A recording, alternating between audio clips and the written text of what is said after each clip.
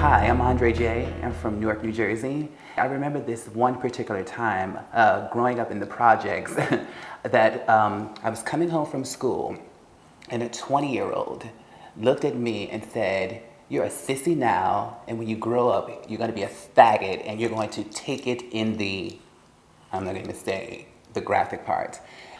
And it's ironic because my auntie overheard her. And my aunt was just shocked that how could someone say something as mean to a child? And my auntie committed an act of whoop ass. That's what we call it.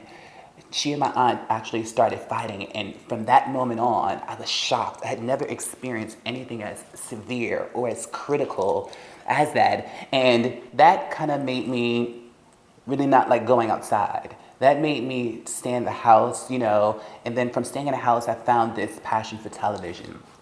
And then on television, I realized that there was a woman named Diana Ross. And then there was Cher. And these ladies were beautiful, they were magical, they were captivating, they were sophisticated, they were classy. And that was my escape. It gave me this liberation of loving yourself. There was a poise and there was a grace that they had that inspired or ignited something in me that I just wasn't aware of. And, I remember at 10 years old, I remember just going into the bathroom one day and I saw my reflection in a mirror and I said, "Andre, I love you."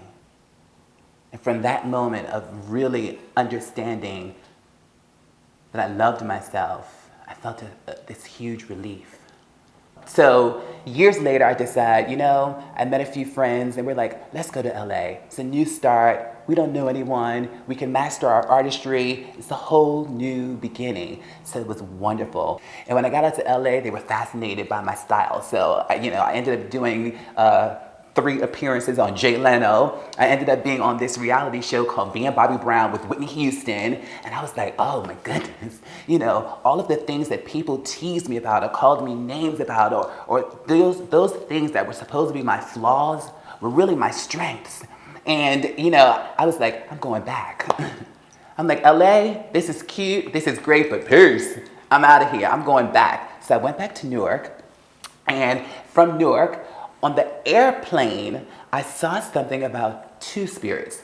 Now, two spirits are Native Americans, and the two spirit basically represents the balance of the masculine and feminine spirit.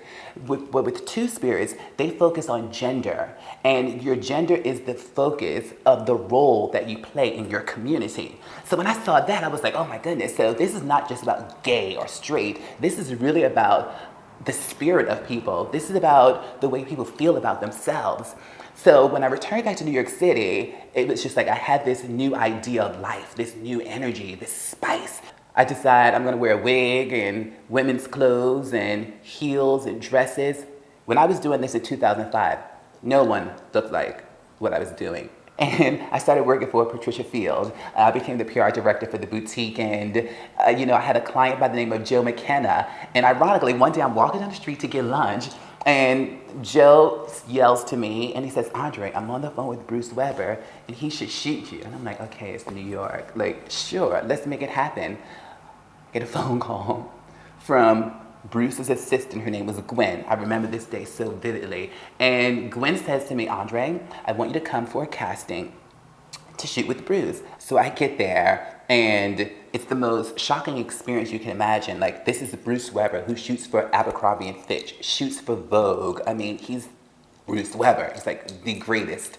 And again, show up to this casting, and let's just make a long story short, I end up booking the job. And to make it even more fantastic is I am on the cover of French Vogue 2007, which makes me the only African-American male, statistically male, but the only African-American male, genderless, to grace the cover of French Vogue. It is the most unbelievable experience that one can happen. I think the overall vision of what it is that you see comes from the depth of me loving myself. It's not just about the exterior.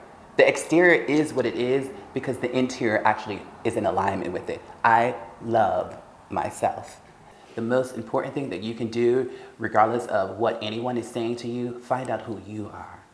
Love yourself. You're going to experience adversities. You're going to experience diversity. You're going to experience all things under the sun. That's just a part of life.